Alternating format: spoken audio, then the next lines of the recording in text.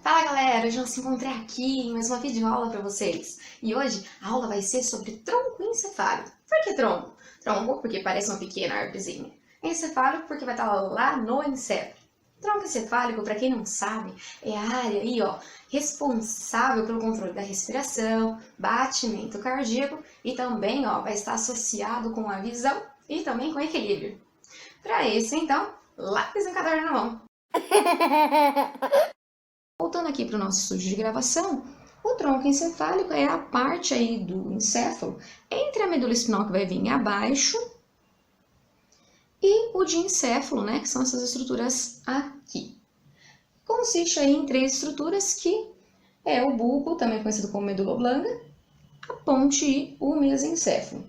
Estendendo-se aí pelo tronco encefálico, encontra-se aí formações, né, uma formação reticular, que é uma região reticulada de substância branca e cinzenta entrelaçada, ok? O bulbo, também aí considerado como medula oblonga, é uma continuação da parte superior da medula espinhal, formando aí a parte inferior do tronco encefálico. O bulbo ele vai começar lá no forame magro e se estende até a margem inferior da ponte, que é essa estrutura aqui, ó. Há uma distância aí, né, uma distância de aproximadamente, aí ele tem de 3 centímetros.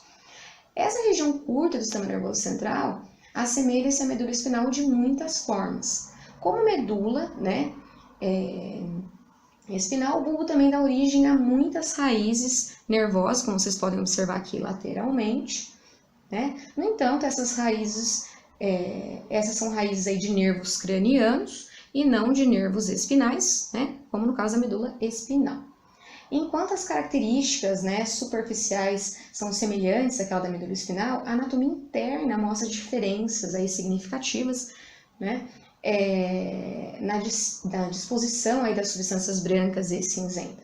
Como assim? Os acidentes anatômicos principais que diferenciam o bulbo da medula espinal são, no caso aí, a pirâmide, representada aqui pelo número 27, e também as olivas, né, que vão ser duas estruturas aí localizadas lateralmente, aqui, ó. Então, uma oliva de um lado, assemelha-se a pequena dois carocinhos aí de azeitona. E essa estrutura aqui, né, também oliva, ok? Então, né, uma parte aí da substância branca forma aí protuberâncias na face anterior do bulbo.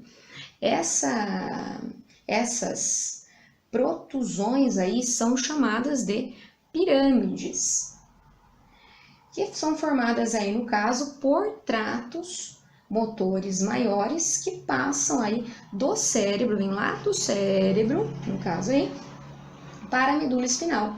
Logo acima da junção, né, do bulbo com a medula espinal, 90%, vai ser nessa região aqui mais ou menos, né? 90% dos axônios da pirâmide esquerda cruzam para o lado direito e 90% dos axônios da pirâmide direita cruzam para o lado esquerdo, que essa é uma estrutura mais ou menos aqui, formando uma pequena rachadura. Esse cruzamento é chamado de decussação das pirâmides e explica como cada lado do encéfalo controla os movimentos no lado oposto do corpo. O bulbo também vai conter diversos núcleos, massas de substância cinzenta nos quais os neurônios formam sinapses mútuas. Diversos núcleos controlam funções corpóreas vitais. O centro cardiovascular regula a frequência e intensidade dos batimentos cardíacos e o diâmetro dos vasos sanguíneos. A área respiratório-rítmica do centro respiratório ajusta o ritmo básico da respiração. Outros núcleos no bulbo controlam os reflexos do vômito, da tosse e também do espirro. Ok? Aí assim, imediatamente aí lateral a cada pirâmide, né? Quem que eu vou encontrar? Vou estar encontrando aqui, ó, essa estrutura tá rosinha para vocês aí de casa, que é chamado de oliva. Essa estrutura aqui, certo?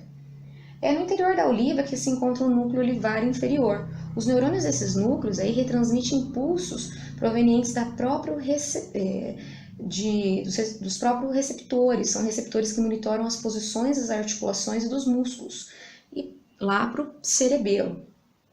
Os núcleos associados às sensações aí, né, do tato, da própria percepção consciente, já da pressão, né, da vibração, estão localizados na parte posterior. Agora vamos falar da parte posterior, que seria essa daqui. Então, organizando já com a massinha, aqui como vocês podem estar observando, esses núcleos aí, tanto o grácil como o cuneiforme, eles recebem os neurônios provenientes aí do fascículo grácil, que é esse mais medial, e do fascículo cuneiforme. Então, em muitos axônios sensitivos ascendentes formam sinapses nesses núcleos e nos neurônios pós-sinápticos em seguida, retransmitindo a informação sensitiva para o tálamo, né, no lado oposto do encéfalo. Então, aqui vocês podem estar observando, esse aqui é o fascículo grácil e esse aqui é o fascículo cuneiforme. Aí, em virtude de muitas atividades vitais controladas pelo bulbo, não é surpresa que uma lesão aí no bulbo, decorrente de uma pancada forte na parte posterior da cabeça ou na parte superior do pescoço, seja fatal. O bulbo também pode ser lesado até mesmo fatalmente por um golpe direto de um boxeador, quando o crânio é deslocado violentamente sobre a coluna vertebral e o dente do ápice choca-se contra o bulbo. Uma lesão na área respiratória rítmica é especialmente grave e pode rapidamente levar à morte. Os sinais e sintomas de uma lesão não fatal do bulbo pode incluir paralisia e perda da sensibilidade no lado oposto do corpo e irregularidades nos ritmos cardíacos e respiratórios. Aí o consumo excessivo de etanol também suprime a área respiratória rítmica e pode resultar em morte, ok? Então, no caso aqui, a ponte, né? Podemos estar observando aqui o suco basilar, que é onde passa a artéria basilar. Mas a ponte, ela situa-se diretamente superior ao bulbo, anterior ao cerebelo, com aproximadamente 2,5 centímetros de comprimento. Como o bulbo, a ponte consiste em núcleos e tratos. Como o seu nome indica, a ponte é uma estrutura que une as partes do encéfalo entre si, que ela está conectando aí, né, o bulbo com o mesencéfalo. E aí, no caso, né, essas conexões são fornecidas por feixes de axônio. Alguns axônios da ponte conectam os lados direito e esquerdo do cerebelo. Outras partes do trato sensitivo ascendentes e tratos motores descendentes, né? Então, outros são partes aí dos tratos sensitivos ascendentes e tratos motores descendentes. A ponte também tem 2 componentes estruturais básicos, que é uma região anterior, né, no caso aí, e uma região posterior. Como vocês podem estar vendo aqui, a ponte, no caso aí a região anterior da ponte, ela forma uma grande estação aí de retransmissão sináptica, consistindo aí em centros de substâncias cinzentas espalhadas, né, chamados de núcleos da ponte. Numerosos tratos aí de substância branca entram e saem desses núcleos, né, cada um dos quais fornece uma conexão entre o córtex do hemisfério cerebral e aqueles do hemisfério oposto do cerebelo. Esse circuito complexo é essencial na coordenação e maximização da eficiência do fluxo motor voluntário de todo o corpo. Já a região posterior da ponte é mais parecida com as outras regiões do tronco encefálico. O bulbo, como o bulbo, né, e o mesencéfalo. A região posterior ela contém tratos ascendentes e descendentes com os núcleos dos nervos cranianos. Outros núcleos localizados na ponte é a área pneumotáxica e a área apneustica.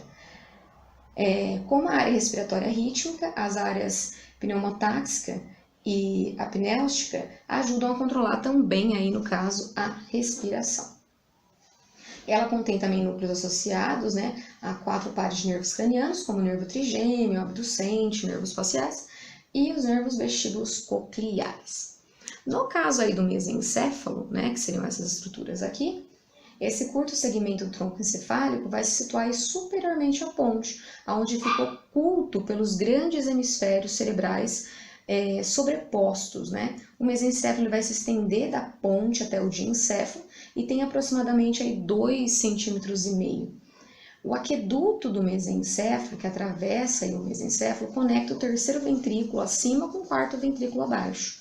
A parte anterior do mesencéfalo contém aí um par de tratos chamados de pedúnculos, né, que são esses daqui, ó, os pedúnculos cerebrais. Os pedúnculos contêm axônios de neurônios motores. córtico-espinais, córtico-bulbares e córticos pontinos, que conduzem impulsos nervosos do cérebro para a medula espinal, bulbo e ponte, né?